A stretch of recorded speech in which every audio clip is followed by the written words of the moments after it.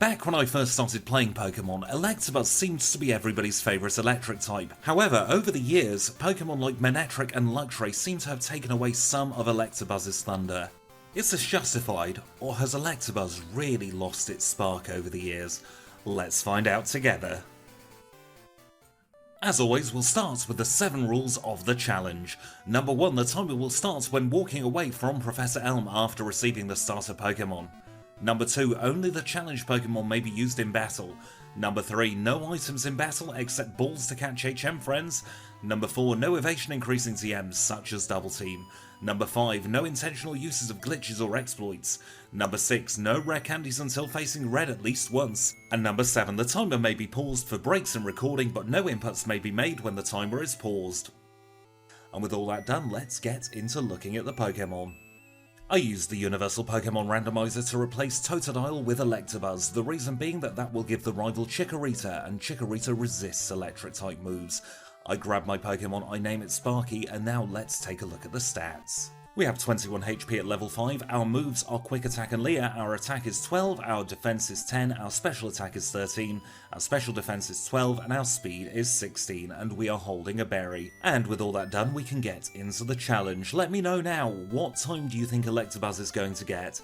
As always, we'll show you the first encounter. This time it is a Spinarak all the way past Cherry Grove City, and it takes 3 quick attacks to knock out. Unlike Smoochum last time, we are slightly more balanced between attack and special attack. Our stats still do favour the special attack stat though, but unlike Smoochum, we only have to get up to level 9 to learn our first move. We're going to be punching things in the mouth with Thunder, but until we get to level 9 we're just going to have to cope with Quick Attack. Now at the first rival battle, I decide the best plan of action is to Leer against this Chikorita. Chikorita is very bulky for early game, so it's going to take a few Leers to speed up the process of knocking it out. Even with 4 Leers we do under half and it's a 3-shot, so I dread to think just how slow that battle would have been if we didn't Leer. We might even have lost it. But that now means we can tell the police officer that the rival's name is triple question mark, and we can make our way over to Violet City. Just before we enter Violet City, we get in a conversation with Bugcatcher Wade. Wade just wants to show off these bugs that he's caught because he really likes them, but Elekid gets the wrong idea and starts attacking them. We learn Thunder Punch off the first Caterpie, we quick attack the second one, we quick attack it a couple of times to knock it down, and out comes the Weedle. At this point I think it doesn't matter if we're getting poisoned, so I just want to use my quick attack. If I could save PP for Thunder Punch, all the better, because it means I don't need to heal before the first gym. And talking of that, that's where we are already. We're against Falconer, he's a flying type leader, so we know this is going to be very quick. I didn't even bother to heal, it's just 2 Thunder Punches in the mouth to get rid of his birds. We get a level and we get our first badge in a time of 6 minutes and 51 seconds. And just like that, we can move on to Azalea Town. And the first thing we do in Azalea Town is catch our HM friends. We go straight to the west and go into the Ilex Forest. As always, our HM friends are going to be Psyduck. Psyduck is going to be used for Surf, Strength, Waterfall and Whirlpool. But this Psyduck was being very pesky and was just refusing to get in the ball. At one point I thought I was genuinely going to run out of Pokeballs for this. Normally it takes just 1 or 2 Pokeballs to catch Psyduck, but this one just did not want to get in the ball. And I was so annoyed at this point because this has added about 15 to 20 extra seconds onto the run. So I have a question for you. Do you want me to pause the timer while I catch the HM friends, because it is relatively RNG based? Let me know and I will do what the majority decide. But we do eventually catch them and we can make our way into the gym where we have Bugsy awaiting us. Now Bugsy is a bug type specialist, it's in his name of course. His ace Pokemon Scyther is also part flying type, and seeing as we knock out both Cocoon Pokemon in just 1 hit, this battle will be an absolute breeze. Scyther goes deep into the red and it's just 2 easy punches and we have beaten Bugsy to get our second badge with a time of 15 minutes and 17 seconds. This is a really good pace as we go into rival number 2. Rival 2 leads with a Ghastly, but we outspeed and knock it out with a single Thunder Punch. We use Light Screen to raise our special defense against the Bayleaf because that should make Razor Leaf relatively painless unless it critical hits just like that. And we then start to Leer it. We're leering it because once again it's very, very bulky and we just need to get it knocked out as quickly as we possibly can. A couple of quick attacks later we do knock it out and we're on 7 HP for the Zubat, but we have the type advantage over it and we knock it out and we are on to Goldenrod City. Now the first thing we do on our way to Goldenrod is pick up the Cut HM. There are also going to be instances where we're using Fire Punch, so I decide to pick up the Charcoal. I get Headbutt to replace Quick Attack as our physical move, and we teach it straight away. Headbutt is going to be slightly more powerful, and because we're a speedy, nippy little Pokemon, we can also use its secondary effect of flinching other Pokemon. We then go into the department store, and we are going to buy our 2 remaining punching moves. We get Fire Punch and we get Ice Punch.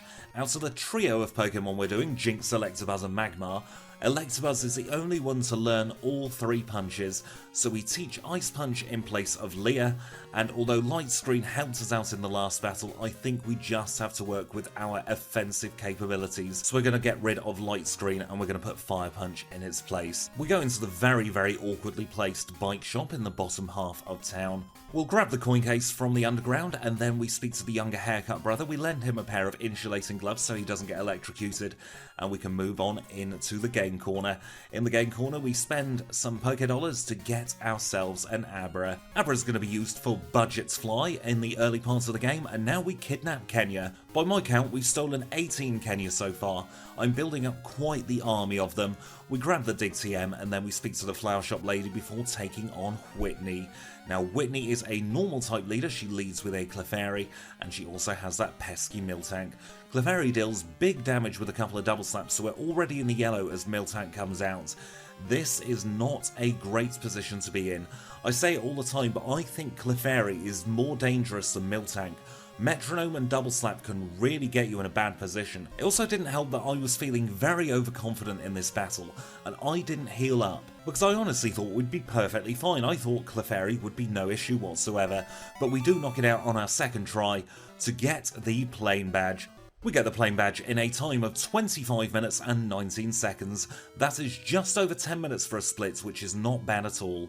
We then get Surf in front of the Kimono Girls. We pick up the Magnet from Sunny of Sunday. He is just south of Ecruteak.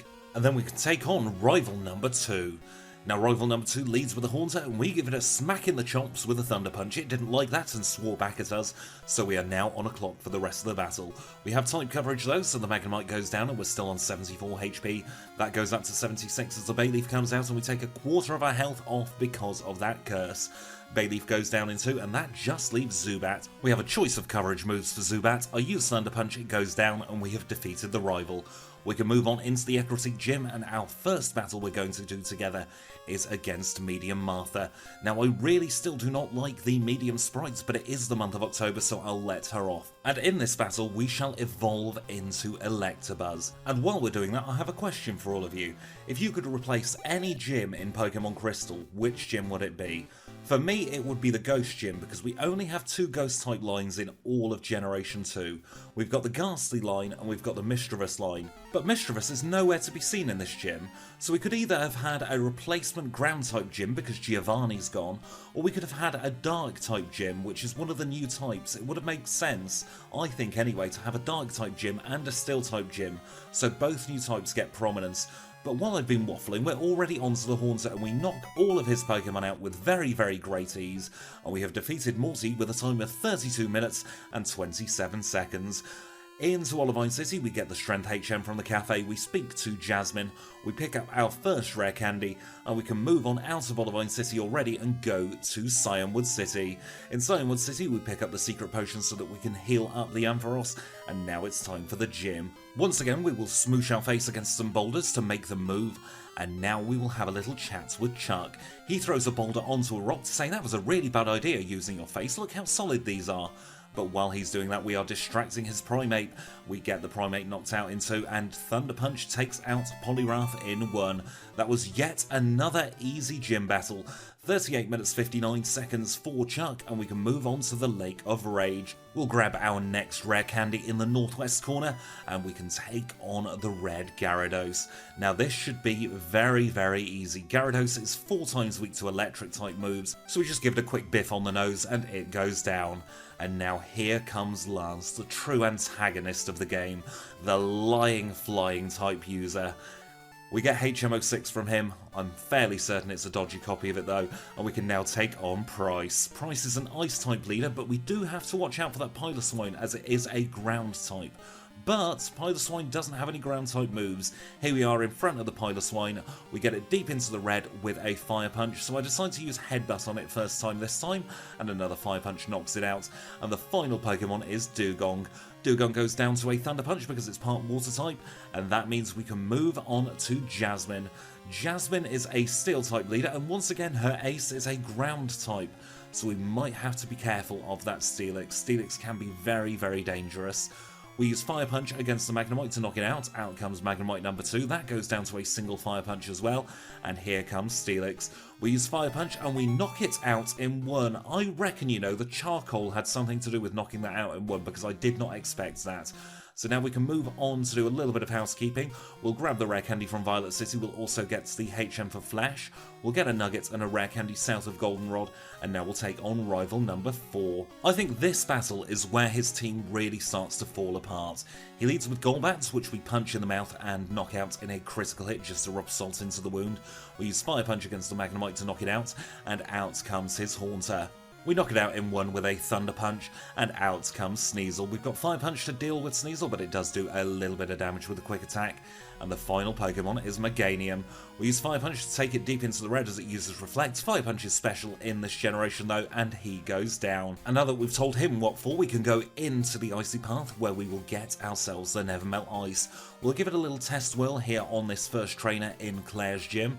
Of course, Dragon is very weak to the Ice type, so we knock out the first Dratini, the second Dratini, and the third Dratini in a single Ice Punch each. And now it's time to say goodbye to the electrical punches, but we are still going to punch stuff in the mouth with fire and ice instead. We get Thunderbolt, and now we can move on to Claire. Claire is a Dragon-type leader, an actual Dragon-type leader, and she's got 3 Dragonair and a Kingdra.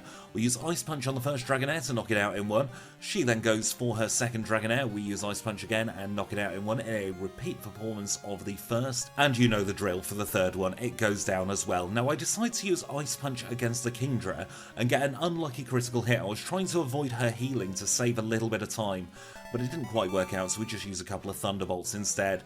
We defeat Claire and we get the badge. Now a few people have asked me how I skip Dragon's Den. I don't, I just exclude it from all the videos, so I thought I'd show you it there, just to show that yes, I do Dragon's Den, I don't abridge the game in any way.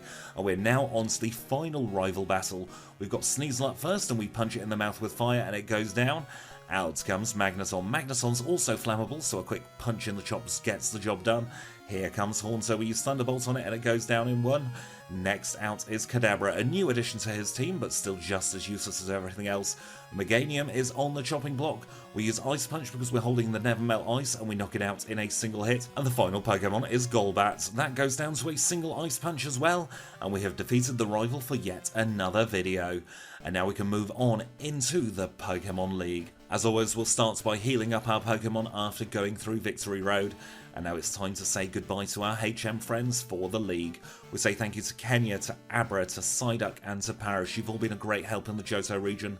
Get some well-deserved rest and we'll see you back again in Cherry Grove City. We get our full fill restores, and at this point I just want to tell you Jinx entered the league at 1 hour, 12 minutes and 43 seconds, so we are ahead of pace of Jinx.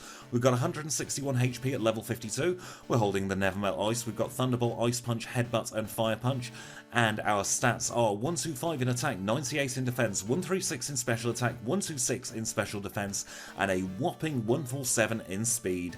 And our first opponent in the Elite Four is Will. Will is a Psychic type trainer, but he leads with a Xatu, which is also Flying type. I use Ice Punch against it and it goes down in 1, and his next Pokemon is Jinx. And from this we can determine that he courses Jinx in the Ice Path, because that Jinx knows Lovely Kiss, and Lovely Kiss is only available on Wild Jinx in Generation 2 unless you trade into Pokemon Stadium 2, and that Jinx actually knocked out Electabuzz. That was not planned, that was genuine, and I was so annoyed because I knew we were ahead of Jinx at this point, so we punch her in the mouth and this time we get a better damage roll and we knock her out. We use another Fire Punch against the Executor and my Electabuzz is very angry at this point. We summon a Thunderbolt to hit the Slowbro, and while we're at it we might as well summon another one for this last most pesky Xatu. They go down and we can move on to Koga. Koga of course is an ex-gym leader specialising in the poison type, and he will lead with Ariados. Ariados is a little bit flammable though, so we use Fire Punch and we knock it out in one, and out comes his Fortress. Fortress is very flammable, so another Fire Punch works perfectly there and we knock it out. We grow to level 54 as Venomoth comes out. Venomoth is also flammable, 3 in a row here, and we knock that out. Out comes Muck. We don't have anything super effective against Muck as it minimalizes against us, but we knock it out in just a couple of hits. We outspeed the Crobat, and we have a super effective move against it, so no double team for us, and we have defeated Koga. On to Bruno. Now the only scary Pokemon for Bruno is his Onix because of its typing, but we all know Onix is very, very weak. Hitmontop starts with a Detect, which confused me because I thought he would Dig first time, so he's just wasting a little bit of time. Dig does virtually nothing though when we knock it out in 2. Out comes Onix, we have Ice Punch for it, and it wasn't expecting that, so it just runs away as quickly as it possibly can, even though it doesn't have legs. Out comes Hitmonlee, which is all legs really, and we manage to paralyse it, but it does double kick us. We knock it out in a couple of Thunder Punches though, and here comes Hitmonchan. Hitmonchan takes us into the yellow and almost into the red, but we do knock it out, and the final Pokemon is Machamp. Machamp can be scary across chop hits, and we have knocked it out because it got a critical hit. So we're back onto the Hitmontop. We use Thunderbolt and we knock it out in 1 this time because we've got a better damage roll. We use Ice Punch against the Onix to knock that out in 1, and out comes Legs again. We use Thunderbolt against Legs to knock it out first time with a critical hit, and out comes Hitmonchan. Hitmonchan still has the priority move, so it's going to deal a little bit of damage to us, but we knock it out with a couple of Thunderbolts. And the final Pokemon, of course, is Machamp. We take it deep into the red with a Thunderbolt. Cross Chop doesn't critical this time. He uses a Max Potion, but it's all over at this point because we get yet another critical hit, and we can move on to Karen. Karen is our first Dark-type specialist in all of Pokemon, and she will lead with that Umbreon. I do not like this Umbreon, so I was very happy to knock it out in 1. Out comes the Vileplume. I'm not a big fan of that either, and Electabuzz seemed to know that because it knocks it out in 1 as well. Here comes Gengar. Gengar does like to swear at us, so we knock it out before it even gets a chance to open its mouth. We don't have anything super effective against the Houndoom, but we do manage to get it into the red as it uses Flamethrower. She uses a Max Potion, so I decide to use an Ice Punch to make sure she doesn't heal up for a second time. We knock it out, so we grow to level 56, and out comes Murkrow. We use Ice Punch against Murkrow because I want to preserve some of my Thunder PP, and we have defeated Karen. We are straight onto Lance. And Lance, of course, is the liar with the flyers. He leads with a Gyarados, and that is perfect for us because that means we can use a Thunderbolt to knock it out in 1. His next Pokemon up on the chopping block is Dragonite. Dragonite is 4 times weak to Ice. We outspeed, so we say goodbye to that in a matter of seconds. Same thing happens on Dragonite number 2, and would you believe it, the same thing happens even on Dragonite number 3, even though it's level 50. That just leaves 2 more Pokemon. Out comes Charizard. We outspeed it. We've got Thunderbolt for that, and that goes down in 1 hit. Final Pokemon is Aerodactyl. We use Thunderbolt against it to knock it out, and that was a very easy champion battle. And we have beaten Lance with a time of 1 hour, 16 minutes and 15 seconds. We are the champions of the Johto region, and that of course means that Kanto is coming up next. And we're now back in New Bark Town, and I just want to point out that Jinx beat the league in a time of 1 hour, 17 minutes and 22 seconds, so we are ahead of Jinx at this stage. We get the SS ticket from Professor Elm, we also get the Master Ball, and now we just have a couple of bits left to do in the Johto region before we can leave for Kanto. We say welcome back to our HM friends, welcome back to Kenya, Abra, Psyduck and Paris. They had a lovely little rest, and they are ready to help out in the next part of the run. We grab the rare candy from Mount Mortar, we grab the rare candy from the Whirl Islands as well, and with all that done, we are ready to go into Vermilion City. And the first thing we do in Vermilion City is the last thing we do in Johto. We grab another rare candy. This time it's from the chairman of the Pokemon fan club, and we can move on into Erica's gym. Erica is a grass type leader, and she will lead with a Tangela. Now Tangela is weak to both fire and ice, so we decide to use an Ice Punch to knock it out. Out comes Jumpluff. Jumpluff is 4 times weak to ice, so we use Ice Punch against that as well. Here comes Victory Bell. Victory Bell gets a Fire Punch in the chops, and her final Pokemon is Blossom. We don't quite knock out Blossom in 1 hit, but they use Sunny Day, and that is perfect for us because now the sun-boosted Fire Punch knocks it out in 1. Erica's defeated in a time of 1 hour, 22 minutes and 9 seconds, and we can move on to Misty. 3/4 of Misty's team is going to be easy because she's a water-type leader, however that Quagsire could prove to be a little bit trickier, so we knock out the Golduck, out comes the Quagsire, and we use Ice Punch. We take it deep into the red as it uses Amnesia. That's perfect for us because it didn't try and attack, and we're on to the Lapras. And even though Lapras is very bulky, it goes down to a single Thunderbolt.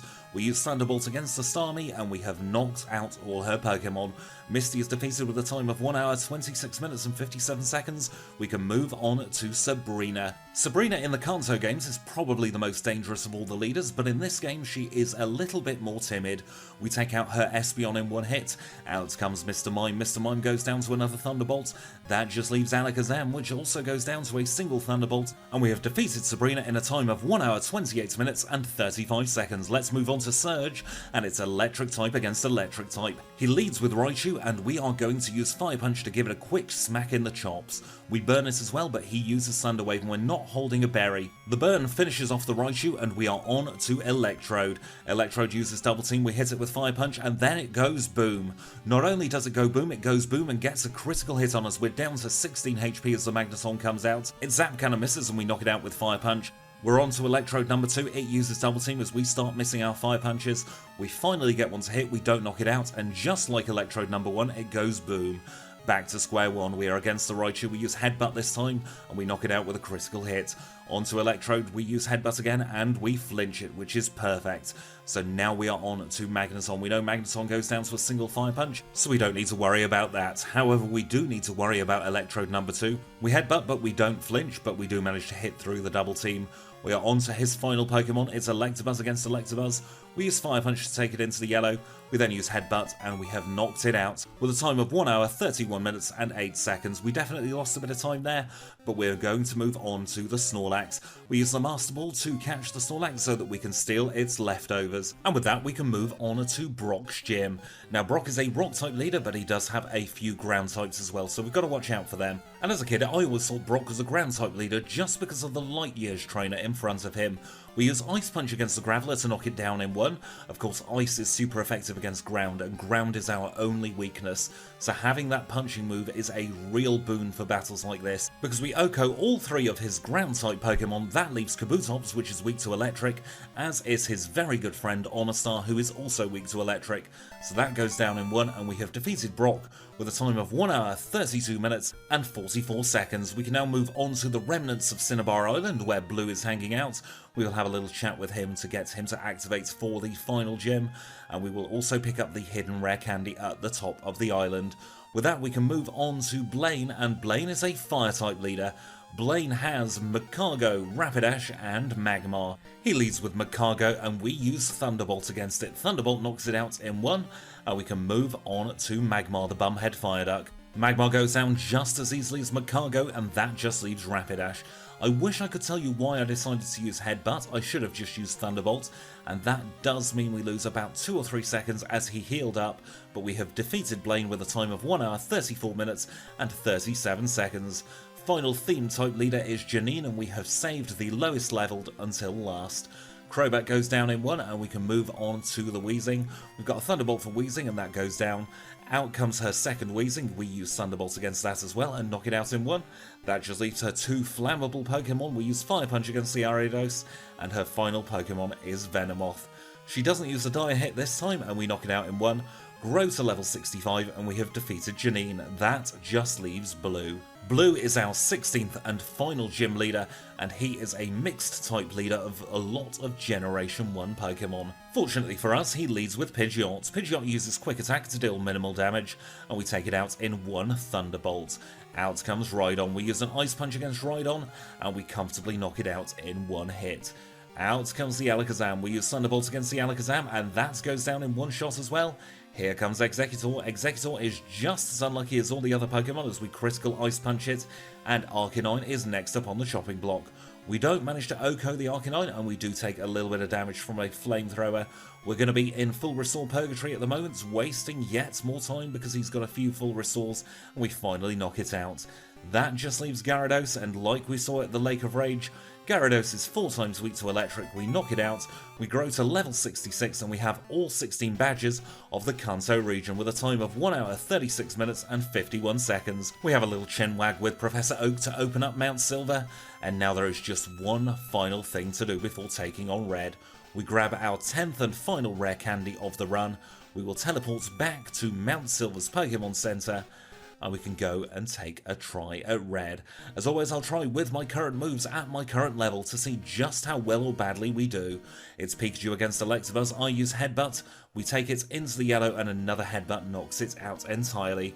Out comes Espeon, we Thunderbolt the Espeon to comfortably take it into the yellow as it uses Reflect. We're going to be focusing mostly on our special attacks though, so that doesn't matter too much. We do manage to get a couple of Thunderbolts off on the Snorlax as it uses Amnesia.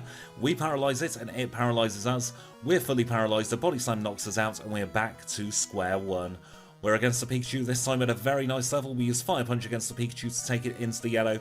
It uses Charm, but Charm fails, and we are now onto the Espeon once more. Thunderbolt takes Espeon into the yellow as it uses Reflect, just like before. So that means we are on full HP for the Snorlax. We use the Thunderbolt, but we don't paralyze as it uses Amnesia. We paralyze on the second turn, and it gets fully paralyzed. We start headbutting it as it uses Body Slam. Reflect fades, so Headbutt does a little bit more on the second turn. I was trying to keep it flinched, but we get paralyzed on the final turn before knocking it out. We are on 11 HP and fully paralyzed. I use a Fire Punch against Venusaur in hopes that it would use Sunny Day, but it's all over. We are going to have to level up this time to level 72. We use Headbutt against the Pikachu and it misses Thunder. He uses a full Restore, which means we are now guaranteed to knock it out in the next 2 hits. We are back onto the Espeon. We decide to use a Thunderbolt once more against the Espeon. We take it into the yellow as it does psychic damage to us instead of using Reflect, and that means we are not on full HP for the Snorlax. We use a couple of Thunderbolts and we do not manage to get it paralyzed this time, and a critical hit Body Slam knocks us out. Let's try again. This time we are at level 76. I use Fire Punch against the Pikachu, we get a critical hit to knock it out in 1. Out comes the Espeon. Thunderbolt takes it comfortably into the yellow and we get a little bit of psychic damage once more. We just have to immobilize this Snorlax or get very lucky against it. We deal roughly a quarter damage with our first Thunderbolt. The second Thunderbolt takes it deep into the red because of a critical hit, and we headbutt it to finish it off. 64 HP for the Venusaur. We use Fire Punch against the Venusaur to take it into the yellow as it takes in Sunlight, and a second Fire Punch takes it down. That brings us nicely onto Charizard, who is weak to Thunderbolt, so that goes down in a single hit, and our final Pokemon is Blastoise. Blastoise is also weak to Thunderbolt. We outspeed, but we don't knock it out. Surf finishes us off and we are back to square one.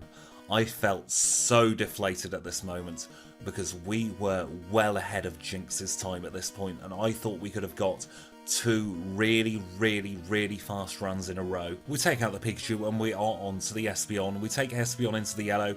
We almost go into the yellow ourselves, but we knock out Espeon in 2 hits. Back onto the Snorlax. We use Thunderbolt against the Snorlax. It uses Amnesia. We recover a bit with our leftovers and we paralyze the Snorlax. He uses Body Slam, but we don't get paralyzed. I then start headbutting the thing to try and keep it flinching. As long as it doesn't hit another Body Slam, we should be fine. We knock it out. We are in the green HP as Venusaur comes out. We use a Fire Punch against the Venusaur, and this time Venusaur uses Sunny Day. This could be all the difference we needed, because we are guaranteed to have the sun out as Blastoise comes out first instead of Charizard this time.